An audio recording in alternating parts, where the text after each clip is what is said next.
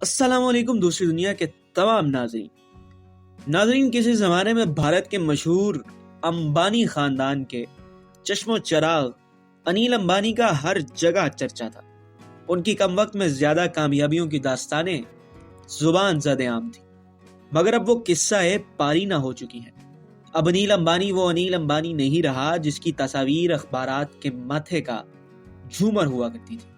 आज इस वीडियो में हम अनिल अंबानी की जिंदगी पर सरसरी सी नजर डालेंगे, उनके अरूजो जवाल के असबाब जानेंगे और उनके अज़्म पेहम से कुछ ना कुछ सीखेंगे।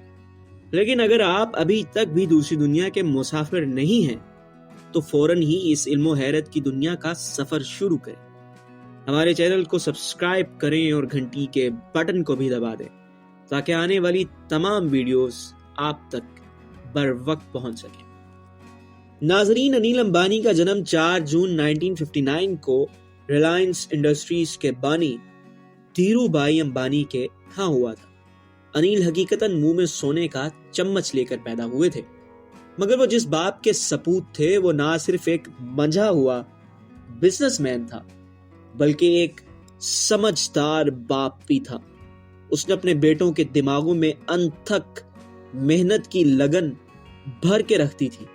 यही वजह है कि अरूजो जवाल की जिंदगी गुजारने वाले अनिल आज भी अज़्म पेहम की आला मिसाल है। अनिल ने कलकत्ता में कायम स्कॉटिश चर्च कॉलेज से फिजिक्स और इलेक्ट्रिकल इंजीनियरिंग की पढ़ाई मुकम्मल की। बाद अज़ां आला तालीम के लिए स्टैनफोर्ड यूनिवर्सिटी में चले गए। ये तो था उनका तालीमी करियर। दोस्तों, अमली मैदान में भी ये अमीर बाप का मेहनती बेटा पीछे नहीं रहा। महज 18 साल की उम्र में इसने अपने वालिद के कपड़े के कारोबार में हाथ बटाया। अनिल अंबानी ने 2 साल तक अपने वालिद के हमरा काम किया, फिर 1981 में रिलायंस इंफोकॉम की दाग बेल डाल दी, जो बाद में रिलायंस कम्युनिकेशंस लिमिटेड के नाम से जानी गई।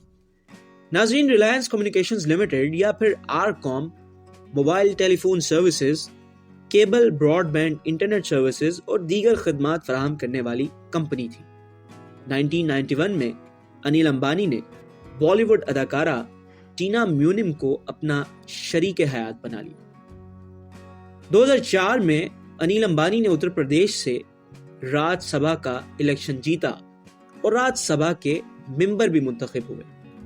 2002 में वालिद की वफात के बाद अनिल ने अपने भाई के साथ मिलकर कंपनी का नाम रिलायंस इंडस्ट्रीज से रिलायंस इंडस्ट्रीज लिमिटेड कर दिया। रेवेन्यू के लिहाज से ये कंपनी आज भी इंडिया की पहली 10 कंपनियों में शुमार होती है। 2005 में अनिल अंबानी के अपने बड़े भाई मुकेश अंबानी के साथ गैस की सप्लाई के मुतालिक इख्तलाफात पैदा हो गए।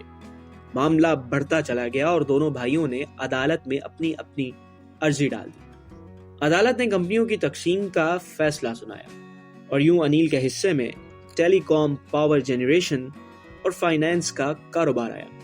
अपने भाई मुकेश अंबानी से अलहदगी के बाद अनिल अंबानी रिलायंस एजीए ग्रुप के भी करता धरता हो गए। नाजरीन, इस ग्रुप में दर्जझेल कंपनियां थीं: Reliance, Reliance capital, Reliance communications, Reliance naval, Reliance infrastructure, Reliance power, Reliance home finance. सामईन, 2008 में अनिल अंबानी को फोर्ब्स मैगजीन ने दुनिया का छठा अमीर आदमी करार दे दिया। 2008 में ही अनिल अंबानी ने 60 सेकंड से कम वक्त में रिलायंस पावर आईपीओ की मुकम्मल सब्सक्रिप्शन लेकर तारीख रकम कर दी। उस वक्त अनिल अंबानी के मुकद्दर का सितारा बेहद चमक रहा था। इसका अंदाजा उनके तरक्कियाती कामों से लगाया जा सकता है, जैसा कि मुंबई की पहली मेट्रो ट्रेन की तामीर भी उन्होंने ही रिलायंस इंफ्रास्ट्रक्चर के तहत की थी। दोस्तों, अनिल ने बस इसी पर इक्तफा नहीं किया, बल्कि उन्होंने एंटरटेनमेंट इंडस्ट्री में भी सरमायाकारी की। उन्होंने मशहूर जमाना फिल्म साज company Steven Spielberg's DreamWorks pictures productions में भी एक बड़ी सरमायाकारी की थी। अनिल अंबानी हर वक्त भारत की अशराफिया से घिरा रहता था, जो उसके घर में इशाइयों, निजी तकरीबात और फिल्मों की रोनुमाई की तकरीबात में आया करते थे। अनिल अंबानी की अहलिया साबिक बॉलीवुड अदाकारा टीना म्यूनिम ان تمام تقریبات کی روح رواں سمجھی جاتی تھی۔ دوستوں، مگر ان کی خوشبختی زیادہ دیر تک قائم نہ رہ سکی۔ 2008 ہی میں بھارت میں بہت بڑا معاشی بحران آیا۔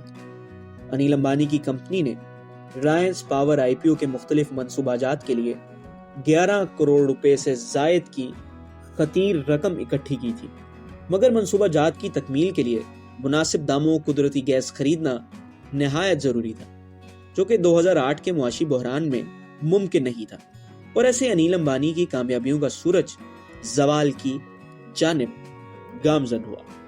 2017 میں انیل امبانی کی بدبختی میں مزید اضافہ ایسے ہوا کہ ان کو ریلائنس کمیونیکیشنز کو مکمل بند کرنا پڑ گیا، کیونکہ ان کی کمپنی قرضوں میں گھرتی چلی گئی اور خود کو 4G پر اپڈیٹ کرنے سے قاصر رہی۔